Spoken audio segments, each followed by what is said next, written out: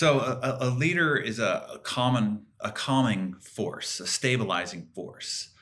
Like children, the one thing they need from their parents more than anything is to feel safe. And the people around you that you're responsible for leading need to feel safe. And if you're Harry and you're stressed out and you're defaulting back to your bad habits, that is going to be very, very, very disconcerting and disturbing to the people around you.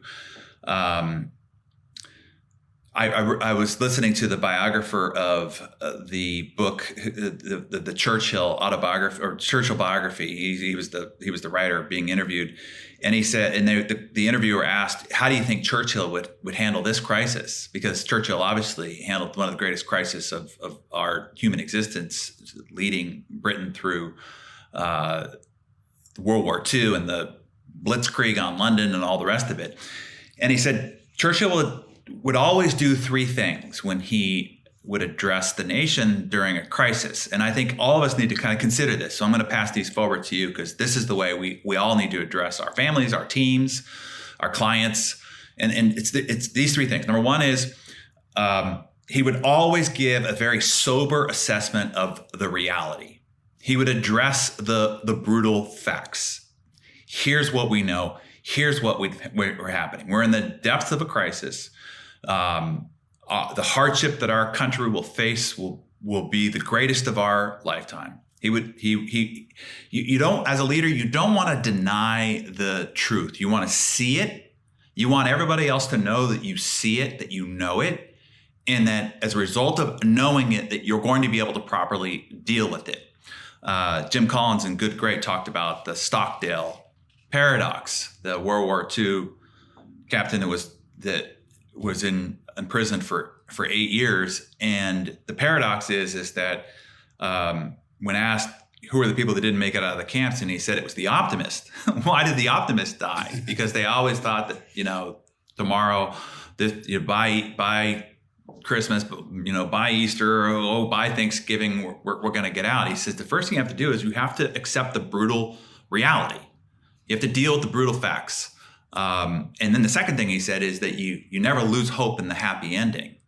But you as a leader, you don't motivate through a crisis. You lead through a crisis. So that's number one, is address the brutal facts. Okay, yes, this is the reality of the situation. Number two is to start painting the picture of what are the logical reasons to have hope.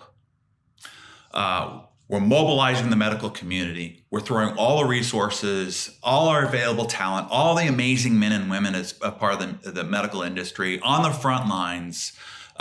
We're double downing on manufacturing. Whatever is our logical reasons to have a sense of hope. How you as a leader are stepping into the crisis to start to address it. Even in darkness, you want to start pointing the eyes of those that follow you towards the light. Now, even if the light is at the end of the hallway, under the crack of the door, still point the eyes in the darkness to that light. So number two is the logical reasons to have hope. And number three is that rally cry that Winston Churchill was famous for.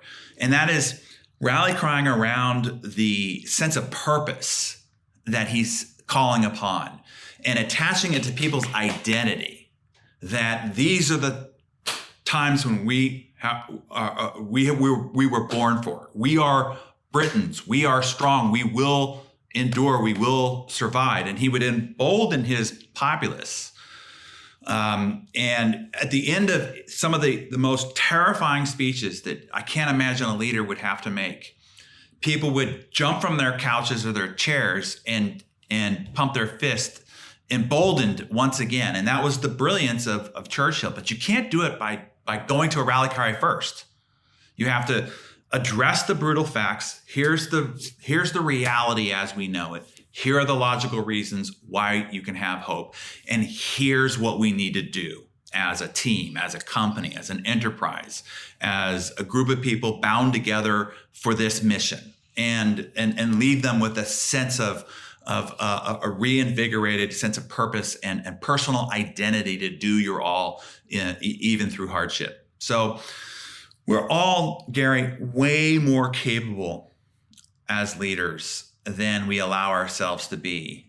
And it just takes a leader to step forward in order to see how even us who feel very ordinary can be extraordinary. And that's the job of the leader. That's why we need leaders, is that to help all of us who feel ordinary feel our extraordinary capability is possible.